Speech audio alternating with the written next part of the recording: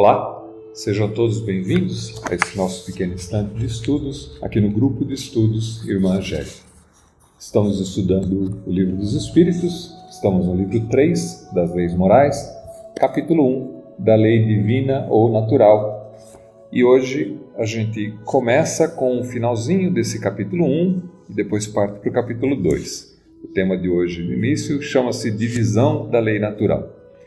E a pergunta número 647, que é a primeira desse tema, diz assim: a lei de Deus se acha contida toda no preceito do amor ao próximo ensinado por Jesus? E a resposta, certamente. Este preceito encerra todos os deveres dos homens uns para com os outros. Cumpre, porém, se lhes mostre a aplicação que comporta, do contrário, deixarão de cumpri-lo, como o fazem presentemente. Ademais, a lei natural abrange todas as circunstâncias da vida e esse preceito compreende só uma parte da lei. Aos homens são necessárias regras precisas. Os preceitos gerais e muito vagos deixam um grande número de portas abertas à interpretação. E a gente vê nessa explicação e nessa questão, a gente já tem falado algumas vezes, que quando a gente evoluir como humanidade, como espíritos, a gente não precisará de leis escritas, já que todas elas estão impressas na nossa consciência, então elas fazem parte de nós, mas pela dificuldade que a gente tem ainda de acessar todas essas leis e pela nossa imaturidade espiritual, a gente ainda precisa que alguém nos diga, que nos dite essas regras. E a gente também já comentou que no início as leis mosaicas, aquelas leis que eram trazidas por Moisés, quando olhadas sobre o prisma de hoje, da interpretação de hoje, parecem bastante repetitivas, porque são 10 mandamentos, mas todos eles apontam aspectos diferentes, mas de um grande princípio. Tanto que quando Jesus faz a sua interpretação e é colocado em xeque, quando perguntam para ele qual das leis de Moisés era a que era mais importante, como no sentido de tentar fazer com que ele, escolhendo alguma das leis, ele desprezasse as demais, ele responde que amar a Deus sobre todas as coisas e o próximo como a ti mesmo resume todas as leis, porque tudo aquilo compreendia tudo que estava sendo explicado nas outras leis. Aqui a explicação vai no mesmo sentido. Como ele disse, e a gente já comentou algumas vezes, a lei do amor ao próximo, ensinado por Jesus, compreende e abrange todas as leis. Todo o princípio está no princípio da lei de amor. Não só em amor ao próximo, mas como Jesus dizia, no amor a Deus acima de todas as coisas. Quer dizer, quando a gente compreender a lei de amor, essa lei se basta por si só. Mas, como imaturos que somos ainda, precisamos de um detalhamento, precisamos de uma explicação, de algumas aplicações práticas para que a gente possa fazer um entendimento mais preciso. Costumo comparar com uma criança, que quando você diz para ela assim, fala assim, olha, você não pode comer doce antes do almoço. Aí a criança retruca e diz assim, mas nem se for uma bala? Aí você fala, não, bala também não pode. Não, mas e se for um pirulito? Não, pirulito também não pode, pirulito também é doce. Ah, mas e se eu pegar agora e usar depois, e comer depois? Quer dizer, a gente fica como crianças tentando burlar as ideias, as leis que são divinas e naturais, tentando dar interpretações por conta da nossa imaturidade espiritual. Assim como uma criança faz em relação aos pais, fazemos em relação às leis divinas e naturais. Por isso, a necessidade desse detalhamento das leis, para que a gente possa fazer uma compreensão mais aplicada em sentidos mais práticos, que a gente consiga fazer uma observação mais detalhada sobre esses pontos que são abordados pelas leis divinas ou naturais. Pergunta número 648 diz assim: que pensais da divisão da lei natural em 10 partes, compreendendo as leis de adoração, de trabalho, de reprodução, de conservação, destruição, da sociedade, do progresso, da igualdade, da liberdade e, por fim, a de justiça, amor e caridade, que são a maneira como a gente estuda as leis divinas e naturais dentro do Espiritismo.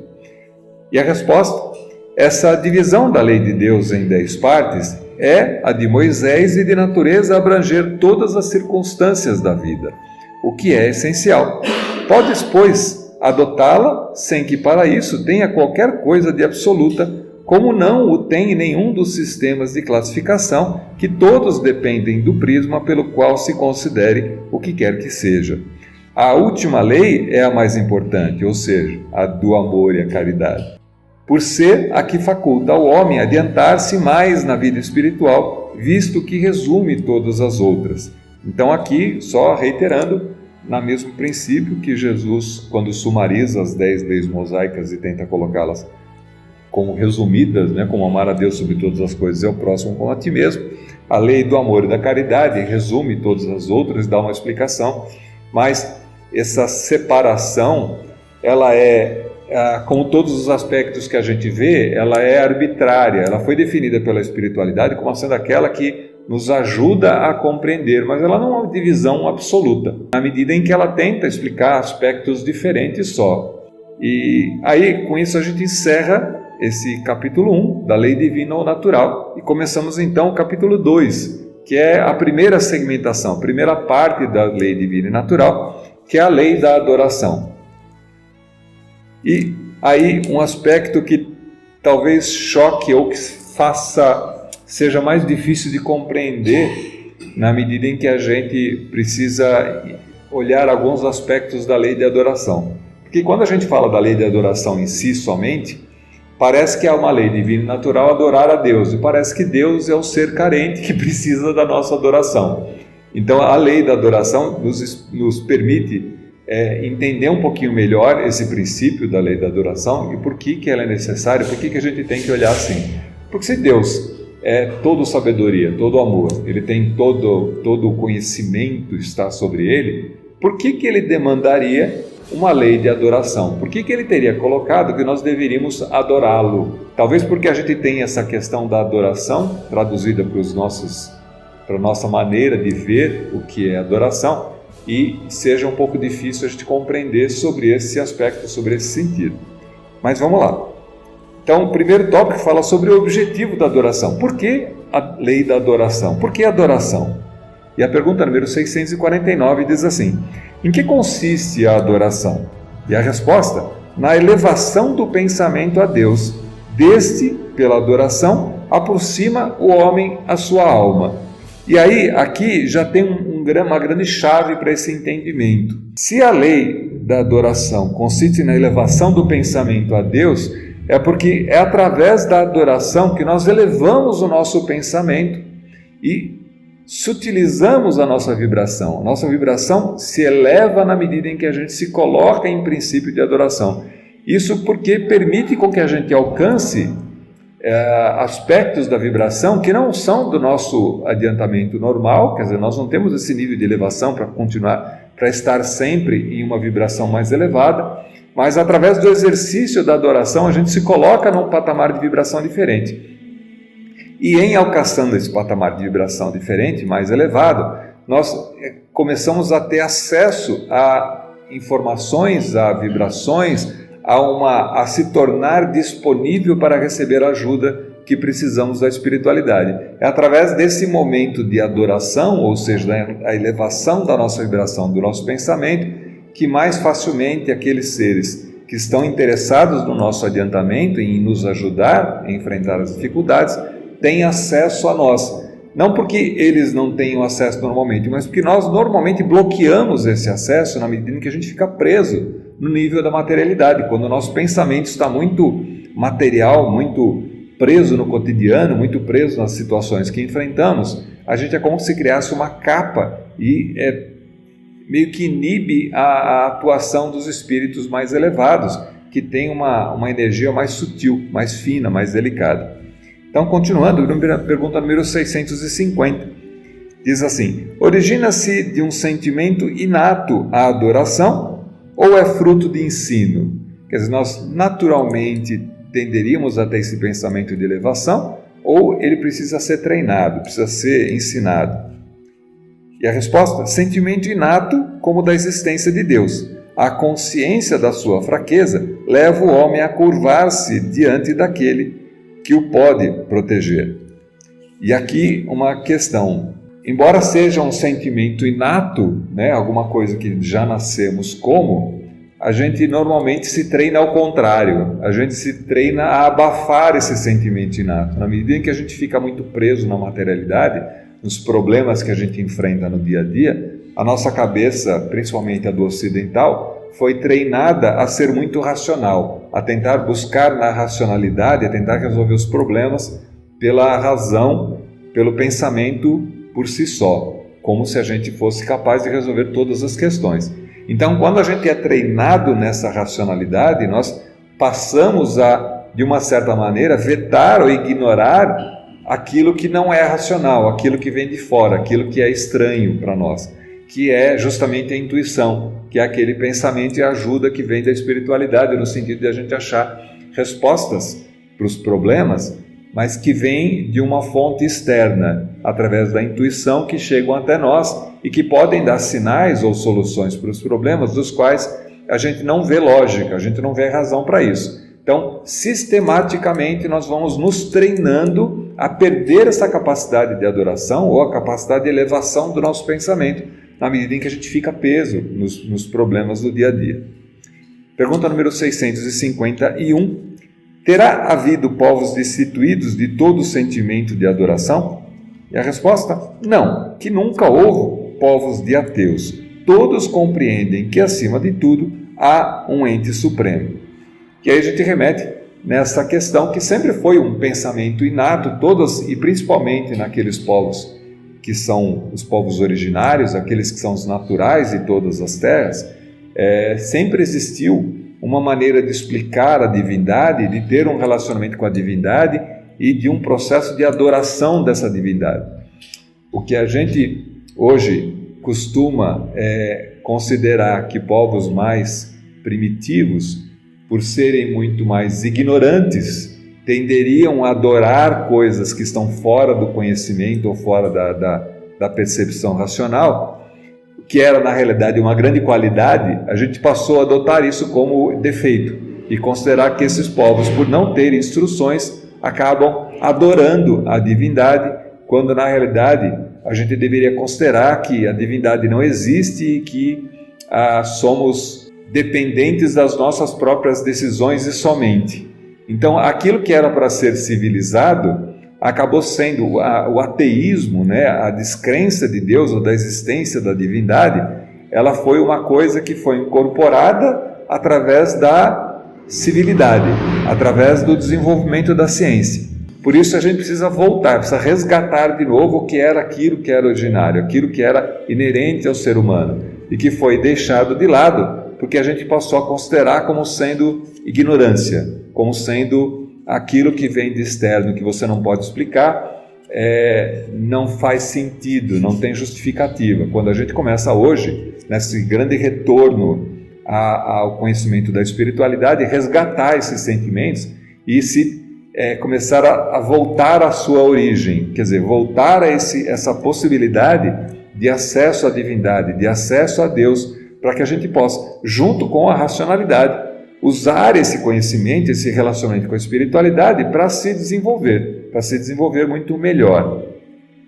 Não é preciso que deixemos a racionalidade de lado para evoluir, porque afinal de contas foi um grande ganho até aqui ter desenvolvido a racionalidade, mas é preciso que a gente use, além da racionalidade, da nossa capacidade de decisão, que considere também essa atuação da espiritualidade, daquilo que vem de externo e pode nos ajudar quando a gente passa a considerar e constatar que existe uma divindade, que existem seres mais evoluídos, que Deus existe, que existe toda uma lógica, uma sabedoria divina e um amor divino para conosco, para que a gente possa ter acesso a essa ferramenta, a esse recurso, para continuar a nossa evolução. Pergunta número 652. Poder-se-á considerar a lei natural como fonte originária da adoração? E a resposta: a adoração está na lei natural, pois resulta de um sentimento inato do homem. Por esta razão é que existe entre todos os povos, se bem que sob formas diferentes. Como a gente já disse, cada povo adotou a sua maneira de relacionamento com a espiritualidade. Seja nos povos que consideravam, por exemplo, a divindade como sendo o Deus vento, Deus sol, o Deus Lua, o Deus...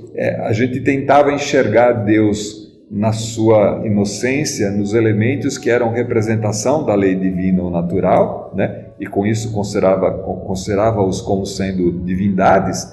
E hoje, numa versão mais evoluída, vamos dizer assim, a gente começa a entender que, na realidade, aquilo que era considerado como sendo Deus, como sendo deuses, eram, na realidade, manifestação de uma lei natural, manifestação desse princípio divino, do amor divino, para todo o mundo, né, que era expresso através principalmente da natureza, e que a gente só tinha uma visão um pouco limitada e enxergava o efeito como sendo a causa, né? Na verdade, a causa está muito acima disso tudo, que é a consciência e a presença de Deus.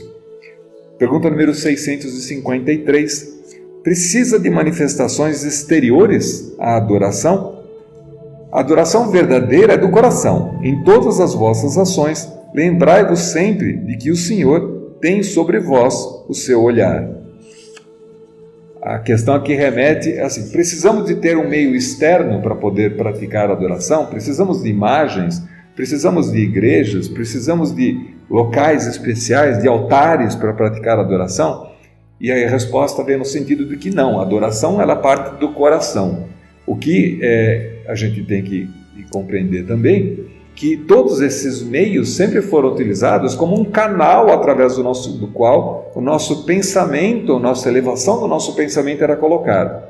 Então, quando a gente pensa, por exemplo, em acender ou fazer as nossas orações diante de uma vela, acender uma vela em intenção de alguém ou de alguma divindade e colocar a nossa oração, o nosso pensamento através da vela, a vela é um suporte através do qual o nosso pensamento segue. Não é a vela especificamente que vai ter qualquer efeito, mas é o efeito que ela tem sobre o nosso pensamento, quer seja na concentração, de manter a mente ali concentrada naquilo que você está fazendo, naquele momento especial dedicado a esta finalidade. Então, todos esses instrumentos, a vela, o templo, as imagens, elas acabam sendo canalizadores que são utilizados para a gente concentrar a nossa mente, para que através dessa concentração o nosso coração eleve a nossa vibração e possa fazer esse acesso em momento de adoração, né? Quando a gente aprende que não depende disso, não dependemos mais de nenhum meio físico, de nenhuma manifestação física para levar o nosso pensamento. Basta que o nosso pensamento próprio faça essa mudança de frequência, de vibração, para que a gente atinja a espiritualidade. E aí, o item A da pergunta número 653. Será útil a adoração exterior? E a resposta? Sim, se não consistir em um vão simulacro. É sempre útil dar um bom exemplo, mas os que somente por afetação e amor próprio o fazem, desmentindo como proceder a aparente piedade, mau exemplo dão e não imaginam o mal que causam. Aqui está no sentido da adoração ser feita de uma maneira exterior, ou seja, quando a pessoa se prostra, por exemplo, se ajoelha e faz as orações e põe a mão junto, né, coloca a mão em formato de prece, ajoelhado no chão em constrição, como que colocar para demonstrar externamente para os outros que está em um momento de adoração, que está em um momento de prece, né? Quando isso é feito simplesmente pelo aspecto do benefício que aquilo pode causar em relação a quando os outros percebem que a pessoa está nessa situação, isso é um vão simulacro, como ele falou, é só uma simulação, não tem efeito nenhum. Porque, na realidade, a prece, a adoração, ela vem do coração, ela não vem do corpo. Agora, quando isso é utilizado como um meio através do qual você atinge esse processo de vibração elevada, de elevação de pensamento, aí sim ela pode significar mesmo a exterior. Quando você dedica uma parte do seu tempo, um horário específico, uma determinada agenda, por exemplo, para que você pratique esse processo de adoração, mesmo que externamente, você leva a um processo de treinamento do seu próprio corpo e da sua própria mente, que aquele é o momento dedicado àquele tipo de atividade, que naquele momento você vai entrar em um processo de adoração. E aí todo o seu corpo, todo o seu metabolismo se prepara para aquela vibração, para a elevação da vibração, para a elevação do pensamento. É o mesmo canal que pode ser comparado, por exemplo, quando a gente falou da vela, ou quando a gente fala de um templo, quando a gente fala de uma imagem. É um momento especial que é dedicado para que você faça a elevação do seu pensamento. Isso vai treinando o nosso corpo, a nossa mente, a nossa vibração, para que mais facilmente você alcance esse estado, que é um estado de vibração e de elevação do pensamento. Pergunta número 654. Tem Deus preferência pelos que o adoram desta ou daquela maneira? E a resposta? Deus prefere os que o adoram do fundo do coração, com sinceridade, fazendo o bem e evitando o mal, aos que julgam honrá-lo com cerimônias que os não tornam melhores para com seus semelhantes. Todos os homens são irmãos e filhos de Deus. Ele atrai a si todos os que obedeçam às leis, qualquer que seja a forma sobre a qual exprimam. É hipócrita aquele cuja piedade se cifra nos atos exteriores. Mau exemplo dá todo aquele cuja adoração é afetada e contradiz o seu procedimento. Declaro-vos que somente nos lábios e não na alma tem religião aquele que professa adorar o Cristo, mas que é orgulhoso, invejoso e cioso, duro e implacável para com o outro, ou ambicioso dos bens deste mundo. Deus, que tudo vê, dirá: o que conhece a verdade é 100 vezes mais culpado do mal que faz do que o selvagem ignorante que vive no deserto. E como tal, será tratado no dia da justiça. Se um cego, ao passar, vos derruba, perdoa-los-eis. Se for um homem que enxerga perfeitamente bem, queixar-vos-eis, e com razão. Não pergunteis, pois, se alguma forma de adoração há que mais convenha, porque equivaleria a perguntardes se mais agrada a Deus ser adorado num idioma do que em outro. Ainda uma vez vos digo, até ele não chegam os cânticos, senão quando passam pela porta do coração.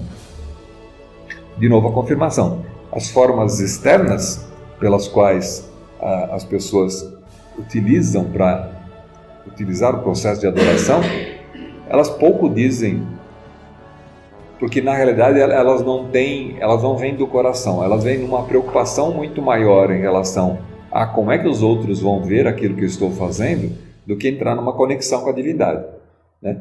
Não faz sentido, e a gente já falou aqui algumas vezes, você considerar que só os cristãos é que chegam a Deus, e os que não são cristãos também não são filhos de Deus?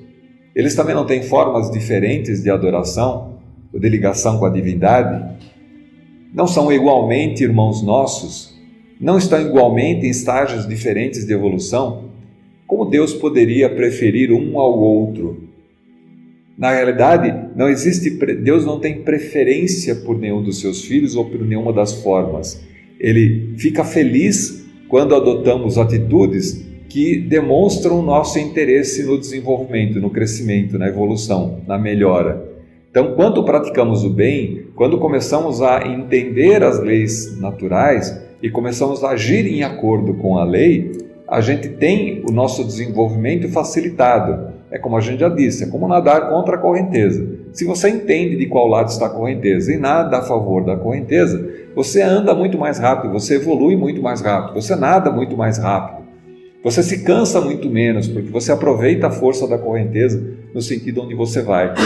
Quando você nada contra a correnteza, você está agindo em desacordo com a lei. Isso é o mal. É mal por quê? Porque você acaba criando dificuldades para você mesmo. Se a lei natural dá essa consideração, essa consciência de que a lei da adoração é um processo de elevação do pensamento e se colocar disponível para a espiritualidade, para que a espiritualidade possa te intuir, possa te ajudar, possa te instruir, fazendo isso e estando em acordo com a lei natural, você tem os ganhos, os benefícios desse tipo de atuação.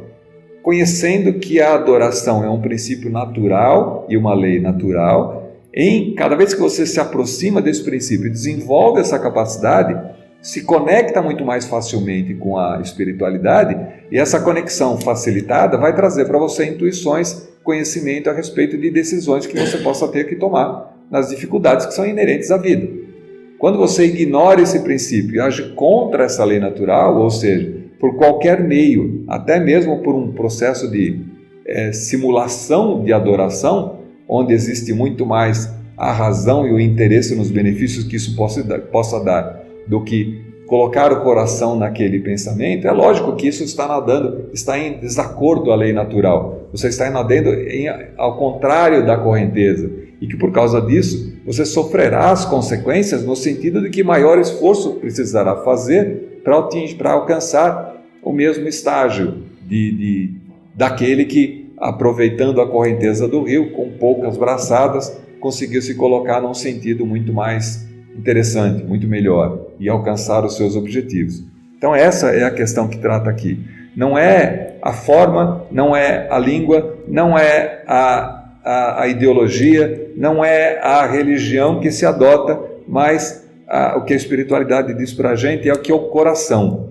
É aquilo onde a gente coloca a nossa vibração, o nosso coração. Quando você faz isso, você se alinha à lei natural e aí, alinhado com a lei natural, obtém os benefícios desse alinhamento e deixa de fazer o mal, já que a gente também já conceituou que o mal não é simplesmente uma divindade, alguma coisa que é contra Deus, mas sim contrária à lei natural. Então, tudo aquilo que é contrário à lei natural é o mal, ou seja, causa dificuldades, causa problemas que nós teremos que corrigir, e não que seja uma entidade externa comparada com Deus e o bem, a luta entre o bem e o mal, e que o mal tenha que ser combatido.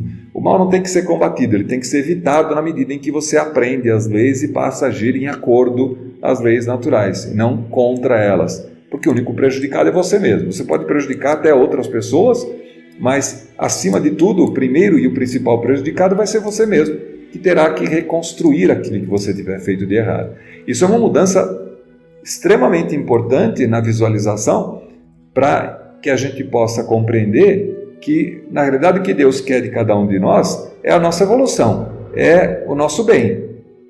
Como um pai amoroso e bondoso, ele quer que o filho se dê bem, ele quer que o filho faça as coisas certas, ele quer que o filho progrida, que a gente seja feliz. Ele fica triste quando nós agimos em maneira errada, porque todo o princípio, toda a lei, toda a divulgação de quais são as coisas certas a serem feitas, tem sido feitas na humanidade durante toda a existência da humanidade. E ainda como crianças muito mimadas e ainda muito renitentes, a gente fica tentando agir fora das leis naturais, querendo obter os benefícios de Deus e achando que Deus vai nos beneficiar. Fala, não, ele já está com toda a lei escrita, está tudo lá, o funcionamento do universo está em acordo com as leis naturais. Quando agimos em acordo, a gente vai caminhar. E aí ele fica feliz porque estamos caminhando e cada vez evoluindo muito mais rapidamente. Cada vez que a gente toma um caminho errado, faz escolhas equivocadas contra as leis naturais, a gente recebe as consequências. E o principal responsabilizado pelo erro na escolha somos nós mesmos, na medida em que o nosso caminho se torna mais lento e mais difícil, né? E mais doloroso do que poderia ser se simplesmente agimos em acordo com as leis. Pergunta número 655. Merece censura aquele que pratica uma religião em que não crê do fundo da alma, fazendo-o apenas pelo respeito humano e para não escandalizar os que pensam de modo diverso? Ou seja, aquele que segue uma religião simplesmente pela forma. Todo mundo segue aquela religião, eu sigo, mas não encontro ali o meu coração, não faço aquilo de coração. Então a questão se merece censura aquele que pratica simplesmente por conformidade social, para poder agradar as outras pessoas. E a resposta? Nisso, como em muitas outras coisas, a intuição constitui a regra. Não procede mal aquele que, assim fazendo, só tenha em vista respeitar as crenças dos outros. Procede melhor do que um que as ridicularize, porque então falta a caridade. Aquele, porém, que pratica por interesse e por ambição se torna desprezível aos olhos de Deus e dos homens. A Deus não podem agradar os que fingem humilhar-se diante dele tão somente para granjear o aplauso dos homens. Então aqui tem distinções sutis e bastante interessantes. Ou seja, quando você usa ou pratica determinadas práticas religiosas em respeito às outras pessoas, mesmo que você não as considere ou que você ache que aquilo não tem muito sentido, mas o teu íntimo, o teu desejo é de não confrontar as outras pessoas, ali se pratica um bem, porque talvez você não conheça ainda, não tenha encontrado a sua maneira de encontro com a divindade. Aqueles que ridicularizam as práticas estão em desacordo, porque Jesus já disse, existem muitos caminhos que levam ao Pai, né? Então, caminhos diferentes são religiões, filosofias diferentes, e todas elas têm alguns mecanismos para fazer com que esse acesso à divindade e à espiritualidade aconteça. Como eu falei, mesmo os rituais, os meios através do qual as pessoas e a humanidade têm utilizado para fazer esse acesso, para elevar o pensamento em adoração, tem sido um mecanismo, uma ferramenta utilizada pelas pessoas. E muitas pessoas se tornam mais desenvolvidas através dos meios que têm.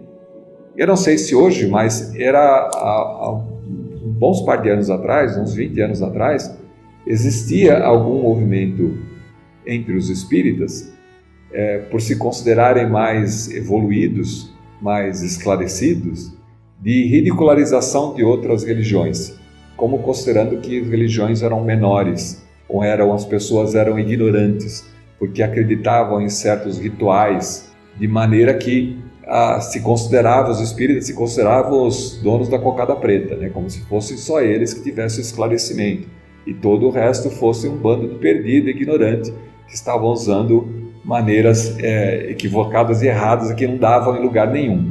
Espero sinceramente que isso tenha passado, na medida em que o espírita estuda, né, e tem acesso a esse tipo de informação, como está aqui no Livro dos Espíritos.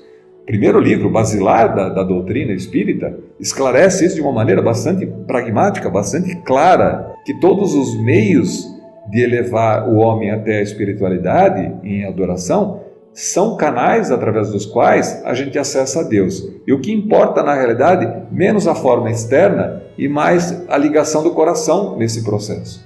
Então, quanto mais coração tem envolvido nesse princípio, maior é essa ligação com a divindade, com Deus. E por causa disso, melhor benefício, porque existe um conhecimento e uma proximidade maior com a consciência, com a busca daquilo que está se desejando alcançar. E aí sim, a gente consulta mais as leis naturais, já que elas estão impressas na nossa consciência.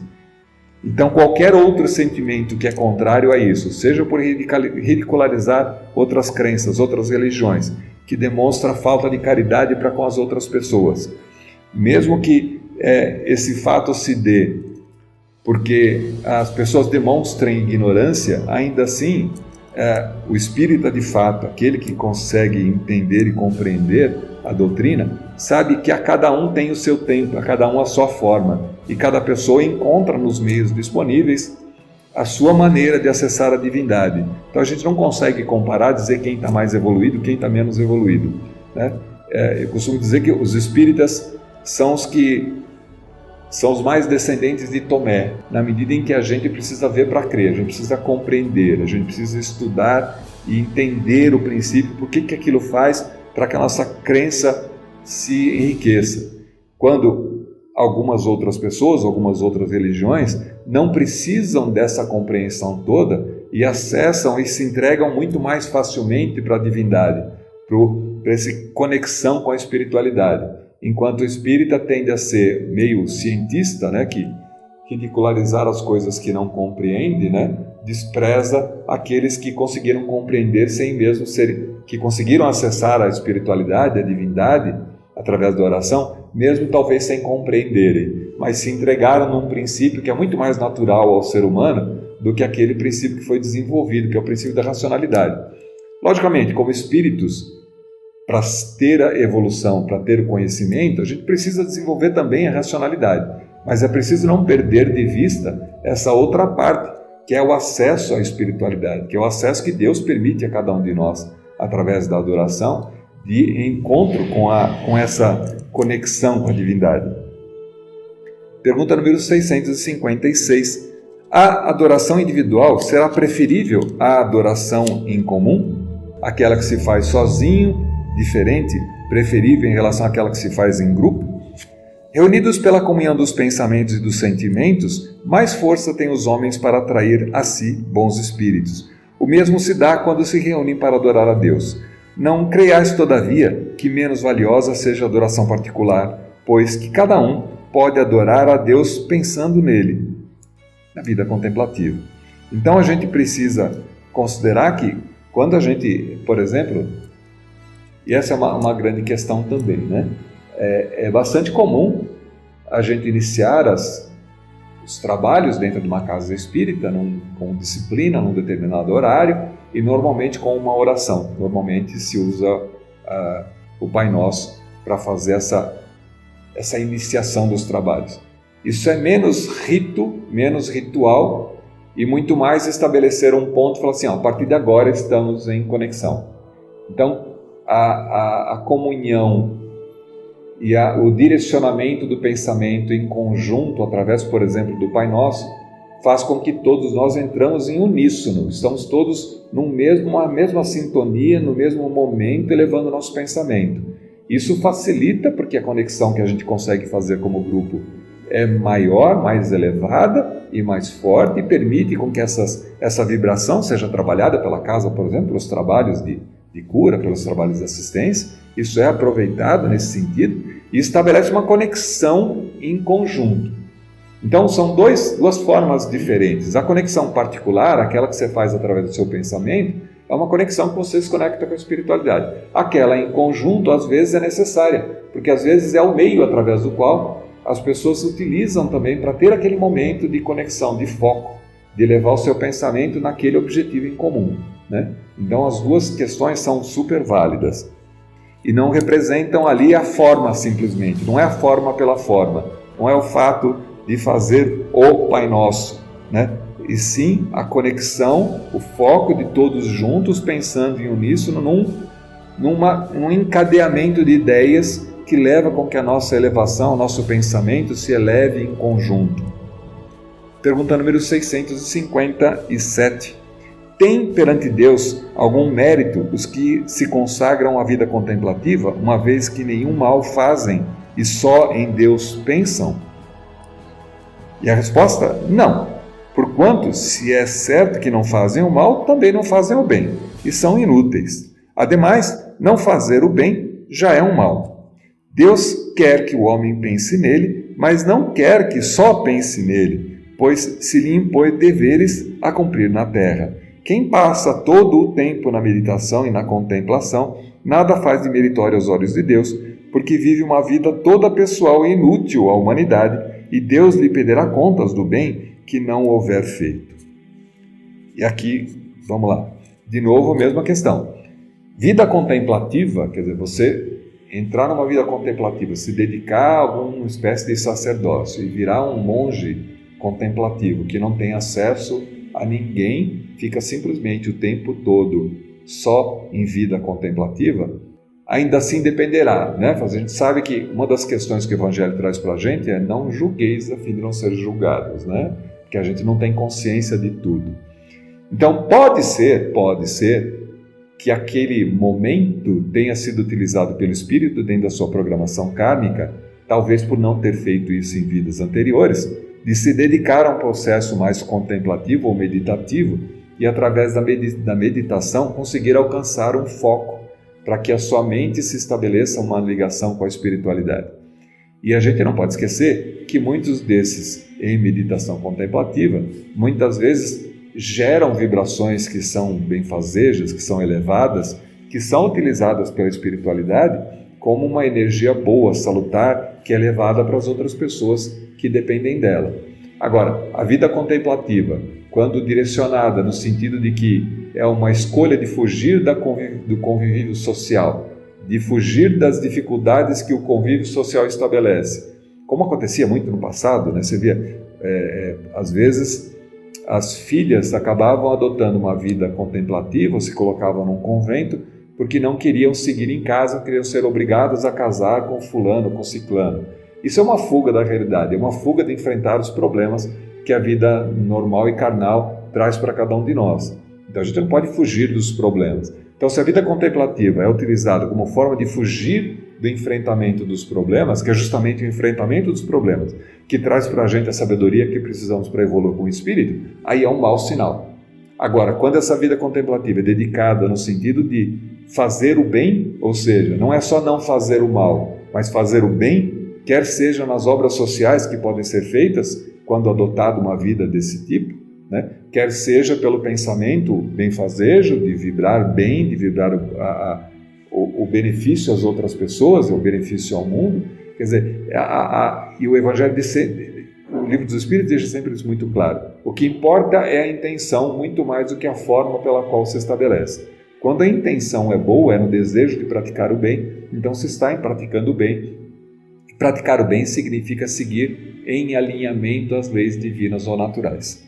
Bom, a gente para por aqui e a gente continua então na próxima sessão com mais um item desse capítulo 2 da Lei da Adoração que começa então na próxima sessão falando sobre a prece. Então estamos no capítulo 2 da Lei da Adoração, do livro 3 das Leis Morais, do Livro dos Espíritos. Até lá!